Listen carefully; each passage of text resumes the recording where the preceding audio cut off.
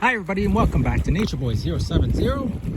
This is installment 17 of 25 videos in which we deal with having a healthier body and healthier mind.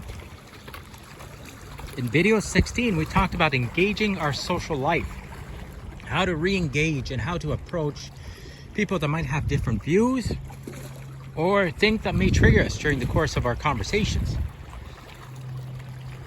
The first tool that we received, or that I passed on to you, is to pause time, to create more time to process what's coming. For example, if somebody says something that really upsets you, you ask them to either repeat it, or you take a step back slight, think about what was said, and don't answer right away. You don't have to, even if they pressure you into saying, please, I need an answer, or what do you say about that? Your answer should be simple. Well, let me think about it first. That should be your answer. You need to process that information. Now, for day 17, I'm going to be giving you more tools for social engagements, especially larger crowds. We're talking about 10, 20 people, that sort of crowd. Like a family reunion, or a party, or just simply a gathering somewhere. So, before we do that, let's write down our 5 positive affirmations in our journal. So write the date at the top. Then we will write, I am strong. I love my body. I am kind. I am beautiful.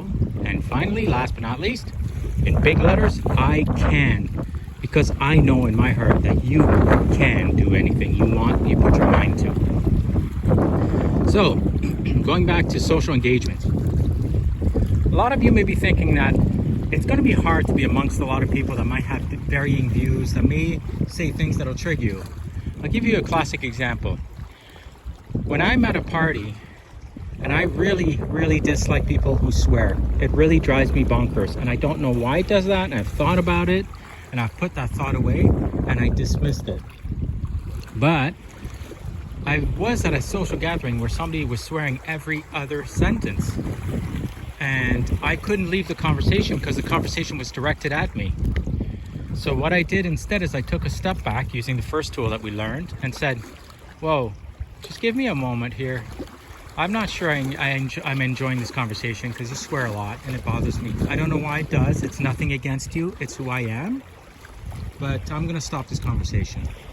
And when I did that, the person across from me felt offended. And they said, what do you mean? You don't like the way I talk? And then they started swearing again. And I said, no, I don't. I really don't. There are many words we can use in the English language. Swearing is not one of those that I enjoy. And I walked away. Well, sometimes you need to do that. But the next tool you need is when you're in a large crowd and somebody's engaging in a conversation or is doing something that really bothers you, what you need to do, here's the second tool. It's called disengaging. What I just did right now, step away from it. Even if the conversation is directed at you, step away from it. It's toxic. It's not good for your mind. If there's no value, there's no positive value to it, walk away. And you can do that. It's within you to do. Remember, you're strong now. Your mind is ready to process everything that comes through. Remember, thoughts lead to emotions. Emotions lead to physical reactions. It's like a chain reaction, and sometimes it starts, you only notice it at the physical point. You only notice it when you start clenching your mouth, your teeth, when you start, grinding your teeth or making fists with your hand, or you feel tightness in your chest.